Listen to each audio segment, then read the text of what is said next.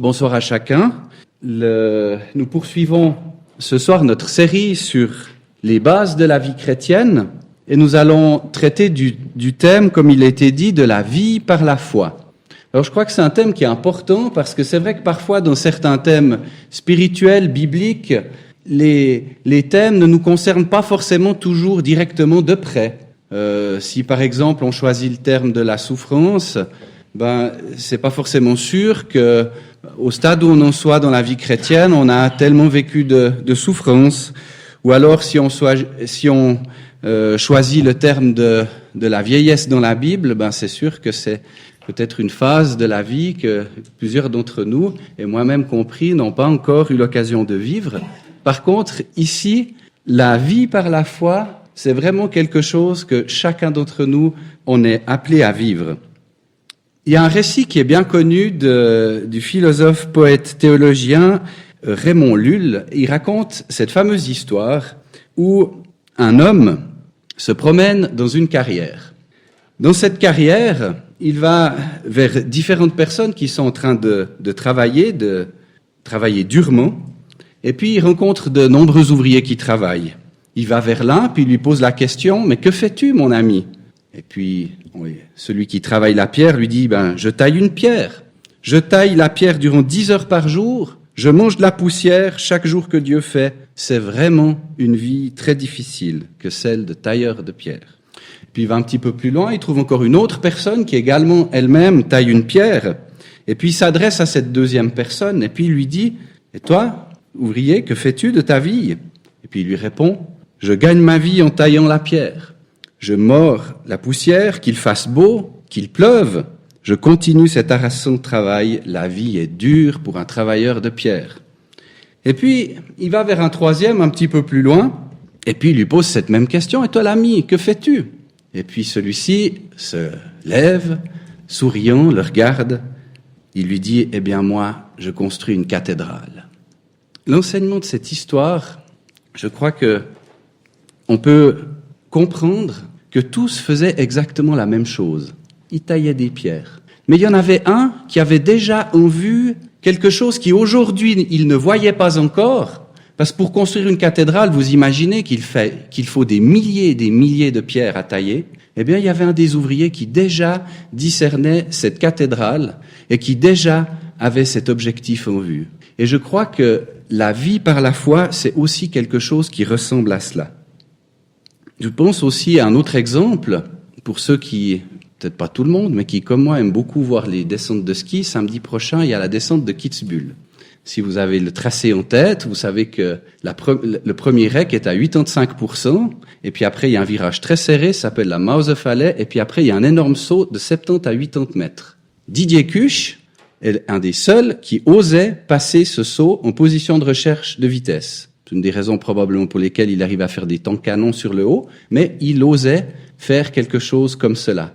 Et là aussi, il y a un exemple, je crois, pour notre foi.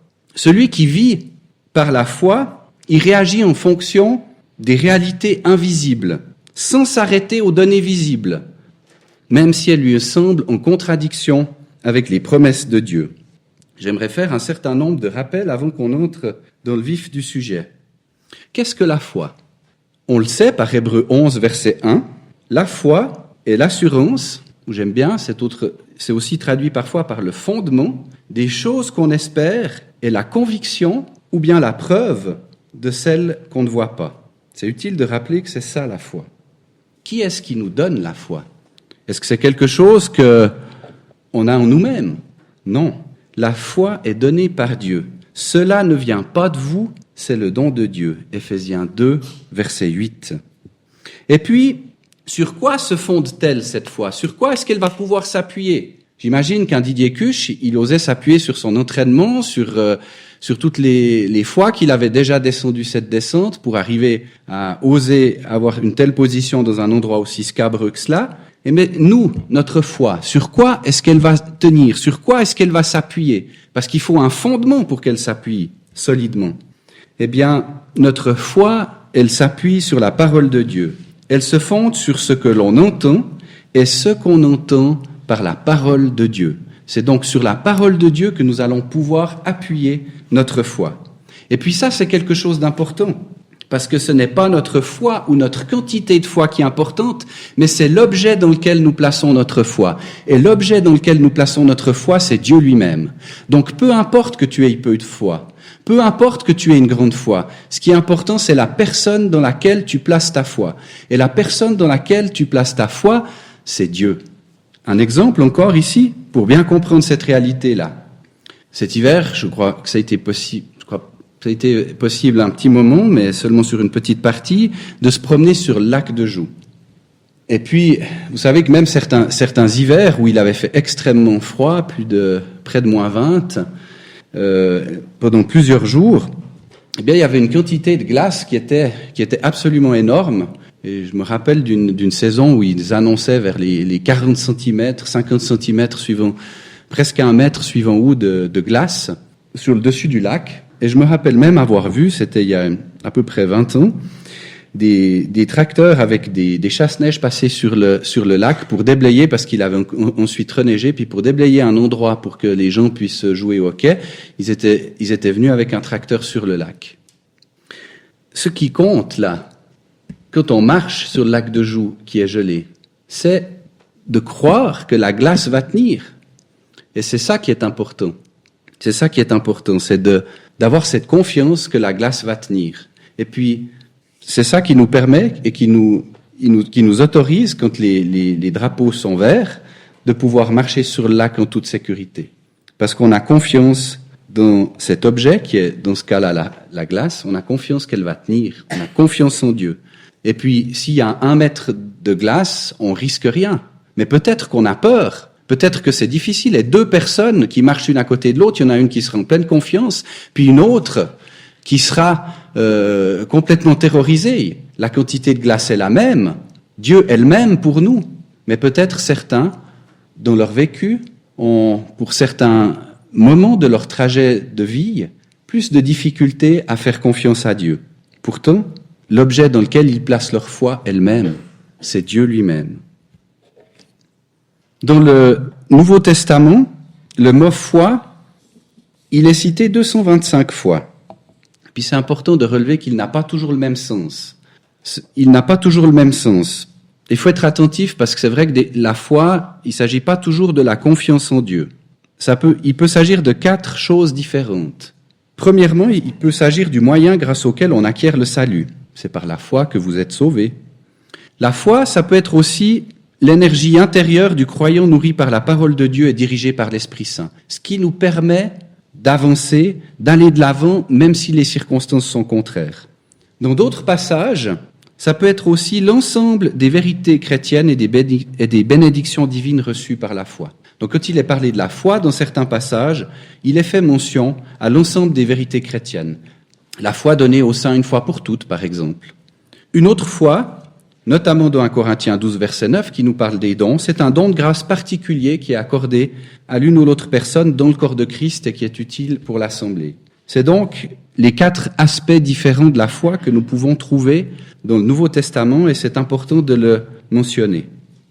Alors maintenant, nous entrons dans le vif du sujet où nous allons parler de la vie par la foi. C'est intéressant de voir que déjà dans l'Ancien Testament, dans Habacuc au chapitre 2, au verset 4, il est dit « Le juste vivra par sa foi ». Et puis cette expression d'Habacuc 2, verset 4 est reprise 3 fois dans le Nouveau Testament. Une première fois dans Romains 1, 17, une deuxième fois dans Galates 3, 11 et une troisième fois dans Hébreux 10, 38, où il est dit « Le juste vivra de foi ». Et cette affirmation, elle contient une double vérité. Tout d'abord, c'est par la foi que nous sommes rendus justes. Oui, le juste vivra par sa foi. Je vais vivre en Christ à cause de ma foi, à cause du fait que j'ai placé ma confiance dans ce Dieu qui m'a sauvé, qui m'a rendu juste, et je le crois, ceci par la foi. Et puis après, ça c'est valable pour le salut initial, pour ce premier pas que je vais faire en direction de Dieu, ce pas que je vais faire après m'être tourné vers Dieu. Mais ensuite, il y a un deuxième pas, un troisième, un quatrième, c'est les pas que je vais faire à chaque instant, dans ma vie chrétienne, en rapport avec la vie et la marche du croyant. Et c'est par la foi que je vais vivre chaque jour. Je vais faire confiance à Dieu dans les circonstances de ma vie. Je vais faire confiance à ses promesses. Par exemple, lorsque Dieu me dit « Je suis avec vous tous les jours », eh bien, je peux placer ma foi dans cette promesse-là. Même quand les circonstances sont contraires, même quand la maladie, le malheur, la tristesse m'atteignent. Dans ces moments-là, je peux dire par la foi « Oui, Seigneur, je sais, tu as dit, je suis avec toi tous les jours ». Et ça, c'est saisir une promesse de Dieu par la foi. Et on peut le faire tout au long de notre vie chrétienne. Quels sont les effets de la foi ? Donc, d'un côté, il y a Dieu qui fait des actes en faveur du croyant, et de l'autre côté, il y a des actes que le croyant peut accomplir parce qu'il regarde à Dieu et non à lui-même ou aux circonstances. Et je vous propose que ce soir, on regarde ensemble 8 effets de la foi et 8 effets que nous pouvons tous transposer aussi dans nos vies. Le premier effet de la foi, le premier pas de la foi, c'est la justification. Et pour cela, je vous invite à ouvrir vos Bibles dans le fameux livre des Hébreux au chapitre 11.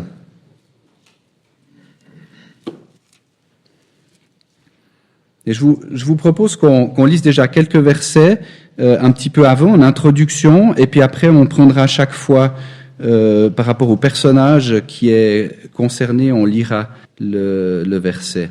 Donc je propose déjà en Hébreux 10, 38, « Or le juste vivra de foi ». Et puis au verset 3 du chapitre 11, « Par la foi, nous comprenons que les mondes ont été formés par la parole de Dieu, de sorte que ce qui se voit n'a pas été fait de choses qui paraissent. Par la foi, Abel offrit à Dieu un plus excellent sacrifice que Caïn, et par ce sacrifice, il a reçu le témoignage d'être juste. Dieu rendant témoignage à ses dons, et par lui étant mort, il parle encore. » Abel est mort, mais aujourd'hui, son exemple, à nous les croyants, nous parle encore. Parce que c'est la foi qui a rendu juste Abel. C'est un croyant de l'Ancien Testament. Il a été justifié non pas par le sang de Jésus-Christ, parce que Jésus-Christ n'était pas encore mort et ressuscité, mais Abel a été rendu juste parce qu'il avait compris, il était conscient que l'homme pécheur ne pouvait pas s'approcher de Dieu sans un sacrifice. Et Abel était venu avec ce sacrifice.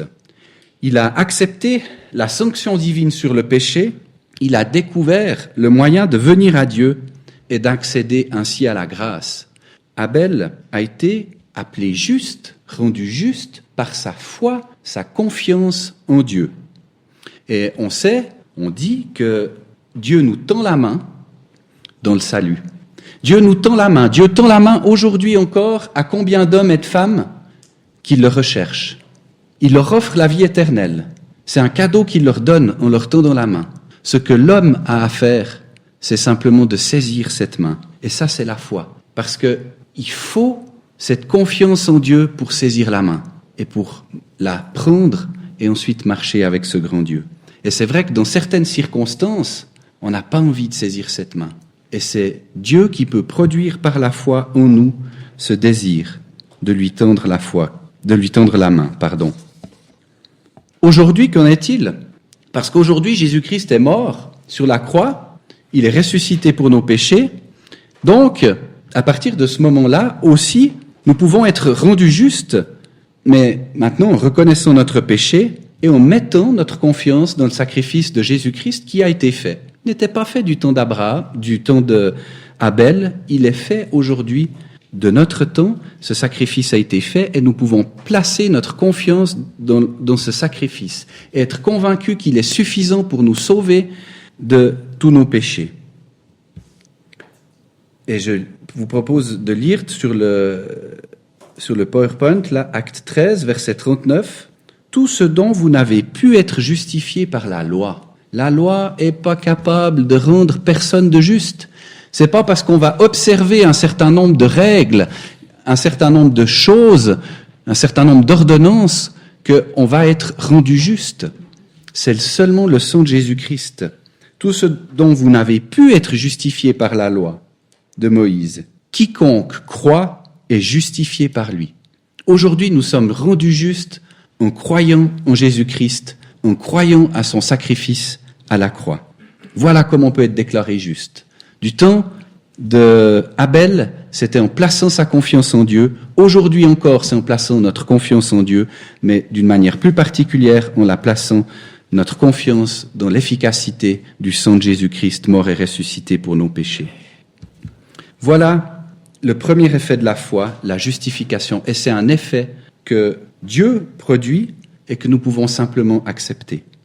Le deuxième effet dans nos vies, et on va lire l'exemple de Noé, c'est l'effet du service et du témoignage. Hébreux 11, verset 7, « Par la foi, Noé, étant averti divinement des choses qui ne se voyaient pas encore, craignit et bâtit une arche pour la conservation de sa maison. Et par cette arche, il condamna le monde et devint héritier de la justice qui est selon la foi. » Noé, lui, a été averti par la foi des choses qu'il ne voyait pas encore. Mais rendez-vous compte, un déluge qui couvrirait l'entier de la terre, c'était quelque chose de jamais vu. Dieu lui a révélé cela par la foi. Et puis, il lui a aussi donné un ordre, celui de construire une arche. Alors il a fait cette arche, mais un acte de folie, un arche en bois. Je ne me rappelle plus exactement de la distance, mais sauf erreur, c'est combien de terrains de foot? On m'avait dit un, plus long qu'un terrain de foot en tout cas.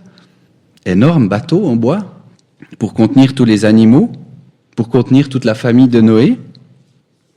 J'imagine aussi, lorsqu'il construisait cette arche, toutes les personnes qui passaient, et puis on sait que Dieu avait demandé à Noé de construire cette arche parce qu'il était fatigué des hommes, fatigué de leurs péchés, et j'imagine toutes ces personnes dont Dieu était fatigué qui passaient puis qui disaient à Noé, mais qu'est-ce que tu fais là?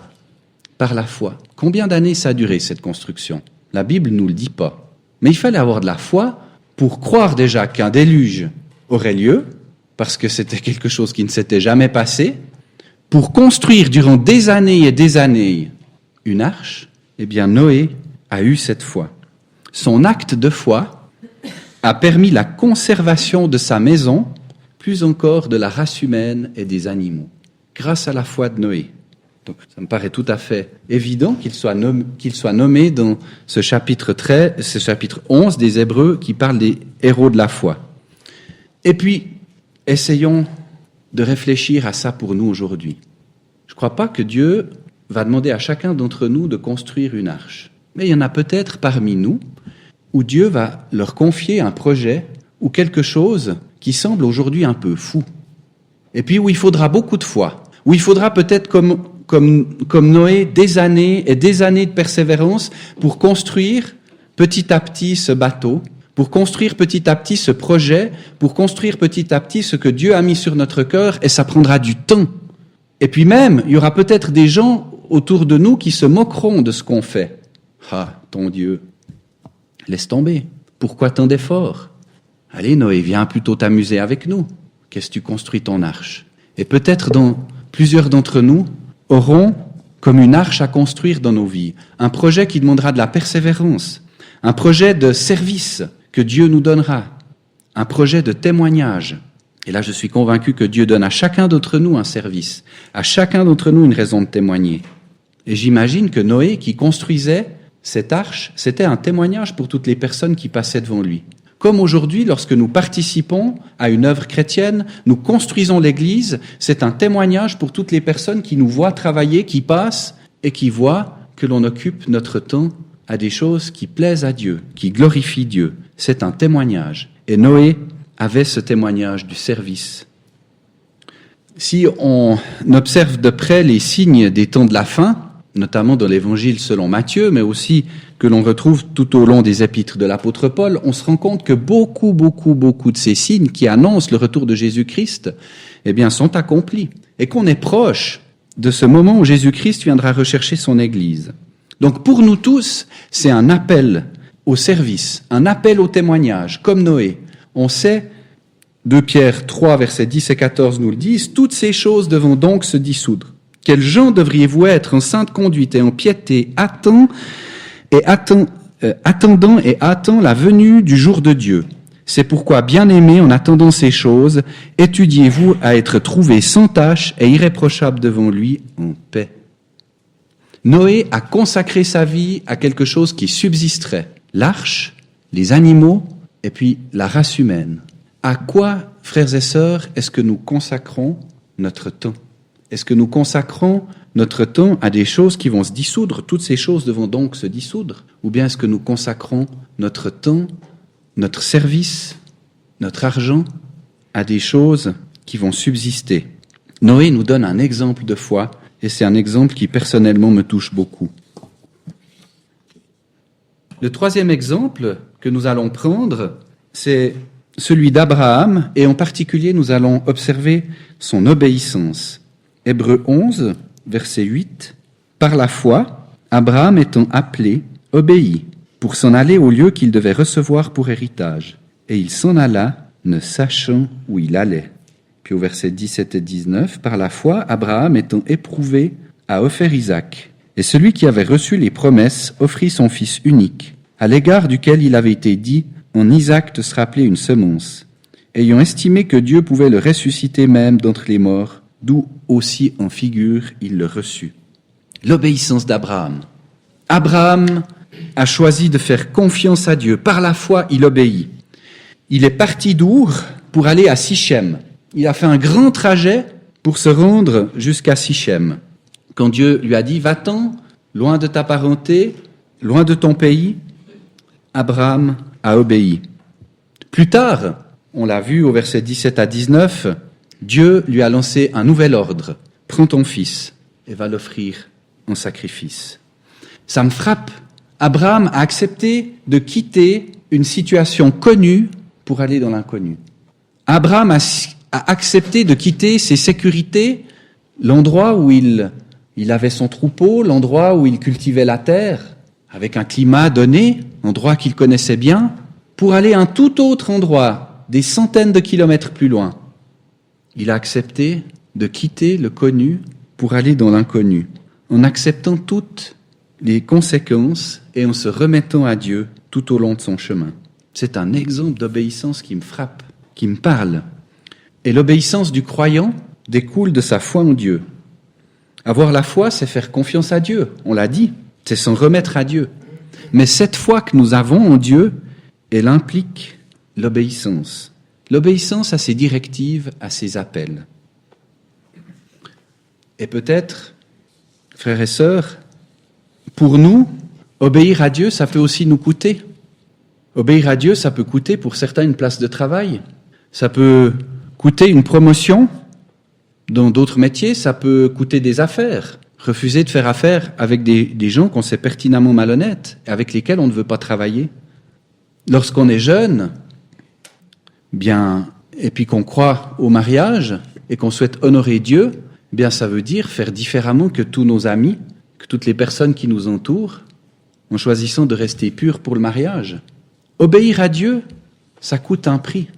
Et Abraham a été d'accord de payer ce prix en quittant sa famille, sa parenté, pour se rendre des centaines de kilomètres plus loin. Il est parti d'Our, il était jusqu'à Sichem, et puis là, il a reconstruit sa vie en obéissant à Dieu. Nous ne serons certainement pas tous appelés de quitter le lieu où nous habitons, l'endroit où nous habitons pour aller ailleurs. Mais certains d'entre nous seront peut-être appelés à ça. En tout cas, ce qui est sûr, c'est que nous tous, une fois ou l'autre, nous serons appelés, comme on dit, à sortir de notre zone de confort. Et si on veut servir Dieu, eh bien, c'est vrai qu'il nous pousse des fois dans nos retranchements, à faire des choses que nous n'avons jamais faites, à aller dans des endroits où nous ne sommes jamais allés, parce qu'il veut que nous lui fassions confiance à lui. Parce que c'est vrai que c'est tellement simple de s'appuyer sur les gens qu'on connaît, sur ce qu'on a toujours fait.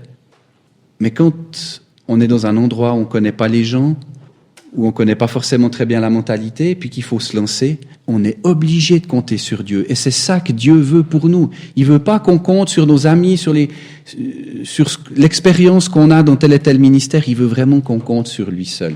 Et le danger pour nous, c'est de nous appuyer sur nos propres connaissances, notre propre expérience, nos habitudes, plutôt que sur Dieu lui-même.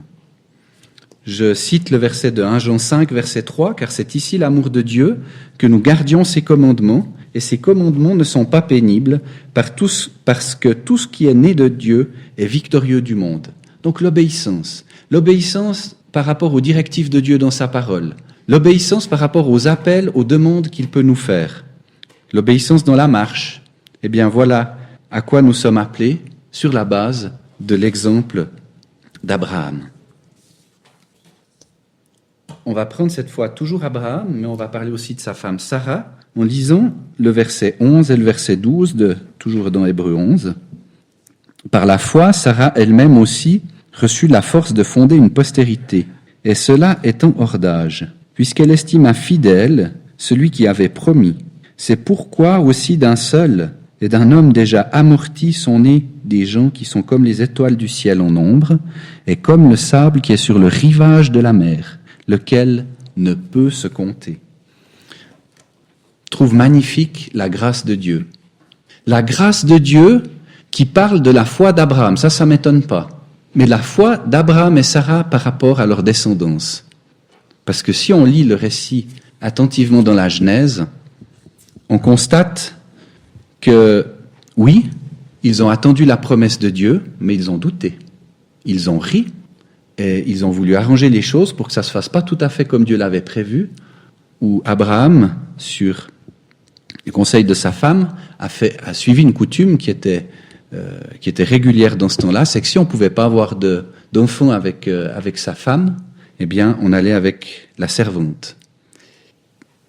Eh bien, malgré tout, Abraham et Sarah, malgré des doutes, malgré des rires, c'est la parole de Dieu qui nous le dit dans ce chapitre 11 des Hébreux, ils sont restés dans l'attente de cette promesse, car ils regardaient à la fidélité, à la puissance de Dieu. Même quand leur corps était complètement amorti, leur foi leur a permis de croire que l'impossible était possible pour Dieu. Et ça aussi, c'est une belle leçon pour nous. Il y a des choses parfois dans nos vies qui nous semblent impossibles. C'est impossible que tel et tel se convertisse. C'est impossible que telle situation familiale se règle. C'est impossible que telle église puisse continuer à croître. C'est impossible que ceci, que cela. Et on met des impossibles souvent partout dans nos têtes. Et ici, c'était impossible qu'Abraham et Sarah, humainement, aient des enfants. Pourtant, la Bible nous dit, le résultat d'un homme amorti sont nés des gens qui sont comme les étoiles du ciel en nombre, comme le sable sur le rivage de la mer. Eh bien voilà, notre Dieu, rappelez-vous, c'est pas notre quantité de foi qui est importante. Et là, si on parlait de quantité de foi, je pense que s'il y a un exemple dans tout Hébreux 11, on peut parler d'une quantité de foi où elle a parfois vacillé, eh bien c'est bien dans le cadre de cette attente d'Abraham et Sarah par rapport à cette promesse que Dieu ferait une grande semence une grande semence, un grand peuple d'Abraham. Ils ont été éprouvés dans cette attente. Mais ils ont cru, et Dieu a permis d'un homme et d'une femme âgés que sorte une descendance comme il l'avait promis. Et moi, ça m'encourage tellement. Ça m'encourage tellement parce que il me semble que je me retrouve et que nous pouvons nous retrouver dans cette foi parfois chancelante d'Abraham et Sarah, en tout cas pour ce qui concernait leur descendance. Et puis ça m'encourage aussi parce que je vois que ce qui paraît impossible aux hommes est possible à Dieu. Et ça, comme croyants, c'est vraiment quelque chose que nous devons retenir. Jamais dire c'est impossible. Faire confiance à Dieu. Et notre quantité de foi, elle est peut-être faible. Mais rappelez-vous, c'est pas notre quantité de foi qui est importante, c'est l'objet dans lequel nous plaçons notre foi. Et ça, c'est notre grand Dieu. Le grand Dieu qui a délivré Israël de combien de situations délicates, on le verra plus tard, qui les a fait traverser la mer Rouge, qui les a libérés du Pharaon, qui les a emmenés dans le désert, qui les a amenés dans le pays promis, qui leur a fait conquérir des villes comme Jéricho, on en parlera. Eh bien, ce Dieu-là, il est le même, hier, aujourd'hui et éternellement. Et ce qui paraît peut-être impossible à mes yeux est possible pour lui. Et frères et sœurs, ça c'est vraiment une leçon de foi pour chacun d'entre nous. La persévérance, malgré quelques difficultés pour Abraham et Sarah. On lit encore Hébreux 6, verset 11-12, qui se trouve sur le PowerPoint. « Mais nous désirons que chacun de vous montre la même diligence pour la pleine assurance de l'espérance jusqu'au bout, la persévérance, jusqu'au bout, afin que vous ne deveniez pas paresseux, mais imitateurs de ceux qui, par la foi et par la patience, héritent de ce qui avait été promis. Je propose de voir encore maintenant un 5e effet de la foi, c'est la capacité à renoncer et à s'engager. Et ça, c'est Moïse qui nous donne cet exemple-là de foi que nous pouvons prendre aussi pour nous-mêmes, et on le voit au verset 27. Bon, je propose qu'on prenne déjà le verset 24. Par la foi, Moïse étant devenu grand, refusa d'être appelé fils de la fille du Pharaon, choisissant plutôt d'être dans l'affliction avec le peuple de Dieu, que de jouir pour un temps des délices du péché, estimant l'opprobre du Christ un plus grand trésor que les richesses de l'Égypte, car il regardait à la rémunération. Par la foi, il quitta l'Égypte, ne craignant pas la colère du roi, car il tint ferme, comme voyant celui qui est invisible. Le renoncement et l'engagement de Moïse. Ça aussi, un exemple tellement actuel pour nous, pour notre foi. Moïse, par la foi, il a renoncé à des avantages personnels et temporels. Il aurait pu rester dans la maison du Pharaon, puisqu'il avait été élevé. Il aurait pu accepter ce rang social qu'on lui aurait donné, mais vous avez vu, il refusa. Il a refusé ce rang social, il a refusé les richesses.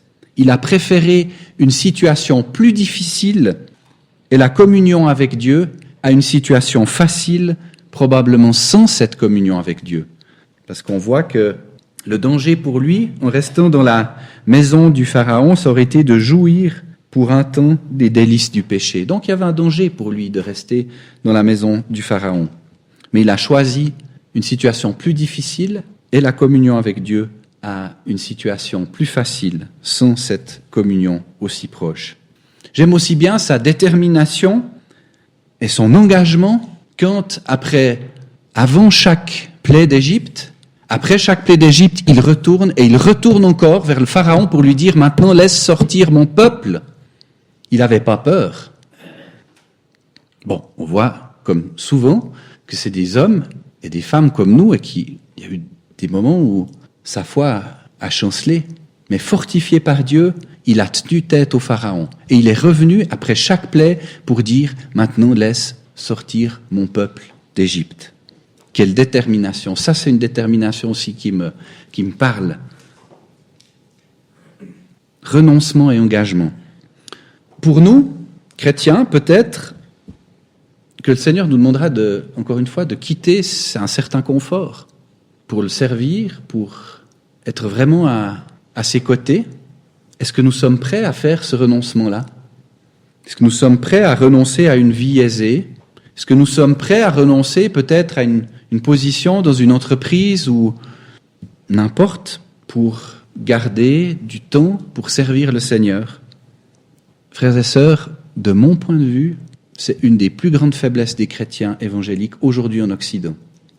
C'est qu'on n'est pas prêt à renoncer à un travail intéressant, à une promotion, à un certain niveau de vie pour servir le Seigneur. Et je le dis premièrement pour moi. Et je crois que le Seigneur veut nous amener vraiment à être prêts à le suivre.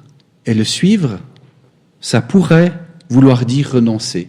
Renoncer à une position, renoncer à un travail, renoncer à aller en vacances en Tunisie tous les hivers quand il fait froid à Balègue. Ça, je sais pas. Renoncer à quelque chose parce que on se dit mais je veux d'abord servir le Seigneur. Puis peut-être que l'argent que j'ai prévu pour aller en Tunisie, je vais l'utiliser et puis j'irai 2 ou 3 semaines servir le Seigneur sur tel champ missionnaire. Et je pense que c'est un danger particulièrement pour les hommes. Le rang social, la place. Tu voudrais pas être municipal? Ah, mais il manque de monde aussi comme commandant des pompiers. Après, il y a la commission scolaire, il y a ci, il y a ça. Et puis c'est vrai que si on fait pas attention, bien notre vie est prise par de multiples activités. Et puis on n'a plus le temps pour notre foi, on n'a plus le temps pour la vie d'église, on n'a plus le temps pour servir le Seigneur. Alors toutes les choses que j'ai citées, elles sont bien en elles-mêmes. Mais je crois qu'on doit vraiment se placer devant le Seigneur puis dire, voilà, j'ai un temps limité sur une semaine, je veux être aussi au service de la communauté villageoise dans laquelle je suis. Montre-moi, Seigneur, de quelle manière je peux m'engager, tout en gardant aussi du temps pour toi. Et ça, c'est une réflexion que chacun d'entre nous, je crois, doit avoir. Et puis encore une fois, on est tous différents.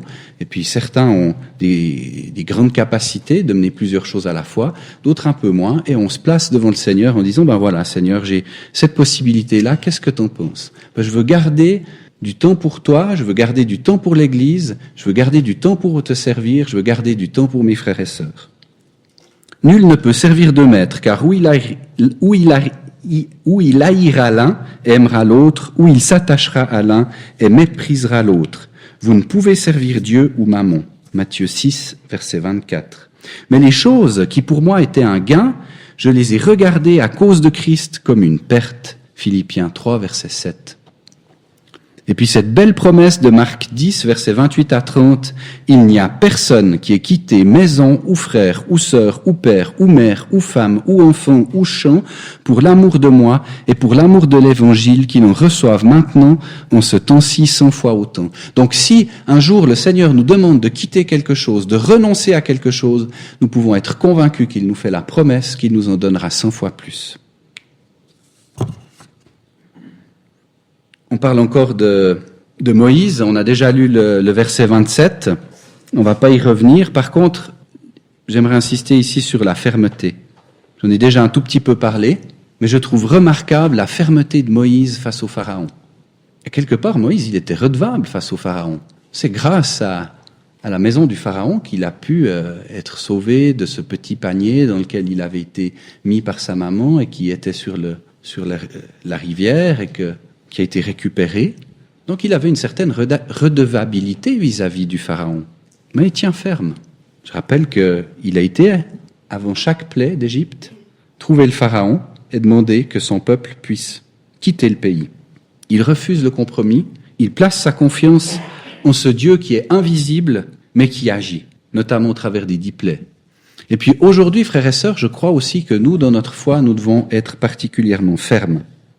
La première chose par rapport à laquelle nous devons être fermes, c'est face à l'opposition. Nous avons envoyé Timothée pour vous affermir et vous encourager touchant votre foi, afin que nul ne soit ébranlé dans ses tribulations. C'est vrai, la vie est faite d'épreuves, elle est faite de tribulations, elle est faite de moments difficiles, elle est faite aussi de moments magnifiques. Mais nous sommes encouragés à tenir ferme dans ces moments difficiles, dans ces moments où tout paraît se fracasser dans nos vies. Et je trouve beau que Paul, conscient que les Thessaloniciens passaient par un moment difficile, a choisi d'envoyer Timothée pour que les Thessaloniciens qui passaient par ce moment difficile puissent être encouragés, et puis que nul ne soit ébranlé dans ces tribulations. Dans quelle mesure, par rapport aux circonstances que je connais, par rapport aux personnes que j'ai dans mon entourage, je suis conscient que certains frères, que certaines sœurs traversent des moments délicats, des moments difficiles dans leur foi parce qu'ils sont éprouvés. Eh bien, l'apôtre Paul connaissait cette situation à Thessalonique et il a choisi un moyen d'y répondre, c'est d'envoyer Timothée pour que les Thessaloniciens soient encouragés. Eh bien, je crois que c'est aussi quelque chose que nous pouvons faire pour nos frères et sœurs qui passent par l'épreuve. Le moyen sera peut-être différent, on ne va pas envoyer quelqu'un, mais on pourra faire un acte concret par rapport à ces situations qui sont parfois difficiles. La deuxième chose par rapport à laquelle nous devons être fermes, c'est face aux attaques du diable. 2 Pierre 5, 8, 9, votre adversaire, le diable, comme un lion rugissant, rôde autour de vous. Quand j'étais adolescent, j'étais moins passionné que mon papa pour regarder les émissions animalières, qui étaient sa passion, et on voyait souvent des troupeaux qui se promenaient sur Arte, etc., sur ce genre de chaîne. Et puis, on voyait soit des lions, soit des guépards, etc., qui guettaient le troupeau. Et c'est très intéressant de voir que chaque fois qu'il y avait une bête qui restait un petit peu éloignée du troupeau, qui se mettait dans son coin, soit parce qu'elle était blessée, soit parce qu'elle pensait qu'elle n'avait pas besoin des autres et qu'elle pouvait être seule, soit parce qu'elle était un peu fofolle, et bien cette bête qui s'éloignait du troupeau, il y avait souvent un prédateur qui était là, qui regardait, et puis au bout d'un moment, tac. Et le diable, il est comme ça avec nous. Votre adversaire, le diable, comme un lion rugissant, qu'est-ce qu'il fait? Il rôde autour de vous. Donc il rôde, il regarde, il revient, il repart, il regarde, puis tout d'un coup, Donc, nous devons être fermes par rapport à ces attaques et nous sommes encouragés à lui résister. Et je pense qu'une des premières manières à résister, c'est de rester justement proche du troupeau. Parce que quand on reste proche les uns des autres, on peut prier les uns pour les autres, on peut échanger ensemble concernant notre foi, et c'est une des protections que nous avons en plus, évidemment, de la prière. Une autre chose dans laquelle nous devons rester fermes, c'est notre attachement aux enseignements bibliques. 2 Thessaloniciens 2, verset 15, « Ainsi donc, frères, demeurez fermes et retenez les enseignements que vous avez appris, soit par parole, soit par notre lettre. » Être ferme dans l'enseignement que nous avons reçu. Je crois aussi que c'est une manière pour nous de rester dans la foi, de rester convaincus de ce que Dieu nous enseigne dans sa parole. Restez fermes aussi dans le témoignage. Philippiens 1, verset 27, « Seulement conduisez-vous d'une manière digne de l'évangile du Christ. » Et puis cette fermeté est là pour base la foi qui s'appuie sur Dieu, qui compte sur Dieu. Si je peux être ferme face à l'opposition, si je peux être ferme face aux attaques du diable, si je peux être ferme dans l'attachement aux enseignements bibliques et dans le témoignage, c'est pas à cause de la force que j'ai en moi, mais c'est parce que je place ma foi dans un objet qui est bien plus grand que moi et qui s'appelle Dieu lui-même. Est-ce que nous sommes fermes face à l'opposition, face aux attaques du diable? Est-ce que nous sommes fermes ici dans l'attachement aux enseignements bibliques? Une question à laquelle chacun d'entre nous peut répondre. On va encore prendre l'exemple de Moïse, mais cette fois-ci en nous arrêtant sur le verset 29. « Par la foi, ils traversèrent la mer Rouge comme une terre sèche, ce que les Égyptiens ayant essayé, ils furent engloutis. » La situation, le peuple d'Israël est bloqué entre la mer Rouge et l'armée égyptienne qui s'approche. Ils se trouvent dans une situation stratégique désespérée, pris en tenaille entre cette mer qui est face à eux et cette armée égyptienne qui s'approche. Et là, on voit tout le peuple qui chancelle, qui gémit. On voit, c'est la première fois déjà qu'ils remettent en question le fait d'être sortis d'Égypte. En Égypte, ils souffraient, ils étaient esclaves, on leur demandait de travailler dur. Ils étaient à peine sortis de ce pays-là. Première grosse situation, l'armée du Pharaon qui les poursuit, elle est derrière eux, elle s'approche. Devant eux, il y a la mer, il semble qu'il n'y ait pas de solution, ils sont paniqués, ils commencent à s'opposer à Moïse, à dire « Mais pourquoi tu nous as fait quitter l'Égypte ?» La foi de Moïse, dans cette situation-là, reste ferme. « Ne craignez point, tenez-vous là et voyez la délivrance de l'Éternel. L'Éternel combattra pour vous et vous demeurerez tranquilles. » Nous avons besoin, frères et sœurs, de personnes comme Moïse, qui, dans des situations difficiles, dans des situations, encore une fois, où il semble qu'il n'y a pas d'issue, où on est pris entre deux feux, comme ici le peuple d'Israël, d'avoir des personnes qui, comme Moïse, se lèvent et donnent du courage à tout le peuple en attendant la délivrance. Qu'est-ce que c'est que pour nous la délivrance? C'est le retour de Jésus-Christ, c'est la délivrance par la mort, c'est le moment où nous quitterons cette terre, soit par le retour de Jésus-Christ, soit encore une fois par la mort. Et en attendant cette délivrance, il y a des circonstances de vie, des moments qui sont difficiles. Et là, il y a Moïse qui donne du courage à tout le peuple, par quelques paroles bien senties. Et nous avons besoin aussi aujourd'hui, je crois, de frères et de sœurs qui se lèvent, comme Moïse, dans des situations qui semblent désespérées et qui donnent du courage au peuple, les encourageant à regarder la délivrance que l'Éternel va leur accorder. Dieu peut intervenir dans nos circonstances, en réponse à l'appel du croyant et de sa foi et à la foi qui manifeste. Et je mets ce magnifique verset du psaume 34, versets 7 à 8. « L'ange de l'Éternel campe autour de ceux qui le craignent et les délivre. Goûtez et voyez que l'Éternel est bon. Bienheureux l'homme qui se confie en lui. » Et le dernier exemple que j'avais à cœur de voir avec vous ce soir, c'est celui de Josué dans le verset 30. « Par la foi, les murs de Jéricho tombèrent, et après qu'on en eut fait le tour 7 jours durant. » Le peuple avait été informé par les 12 espions revenus du pays promis qu'il y avait des géants à Jéricho, que l'ennemi avait des villes qui étaient fortes, avec des murs. Et j'imagine pendant 7 jours, le peuple d'Israël tournait autour de Jéricho Je pense que Josué avait la foi, mais j'imagine que dans le peuple, il y a quelques-uns qui disaient, mais qu'est-ce qu'on fait à tourner autour de ces murailles en sonnant des trompettes, puis en regardant ces gros murs, et puis en regardant certainement toute l'armée qui était là pour la défense de la ville, et en se demandant, mais comment l'Éternel va faire? Comment l'Éternel va faire? Josué était convaincu que l'Éternel pouvait donner la victoire. Ils ont attendu la victoire de l'Éternel. Aujourd'hui aussi, nous sommes engagés dans un combat. Comme Josué et le peuple d'Israël, il y a aussi dans nos vies des Jérichos, des citadelles qui paraissent imprenables, des gros murs, des géants qui nous font peur. Et le Seigneur nous rappelle, avec cet exemple de Josué, que par la foi, nous pouvons compter qu'il nous donne la victoire. Mais pour être victorieux, c'est important de garder la foi.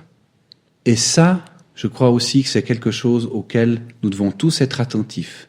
Combien de personnes se sont converties à Jésus-Christ et puis à un moment donné, je ne juge pas, il y a eu des circonstances difficiles, il y a eu des épreuves dans la vie et puis on a laissé tomber. Et ces magnifiques versets de 1 Timothée 1,19 nous encouragent. Afin que tu combattes le bon combat, gardant la foi. Voilà.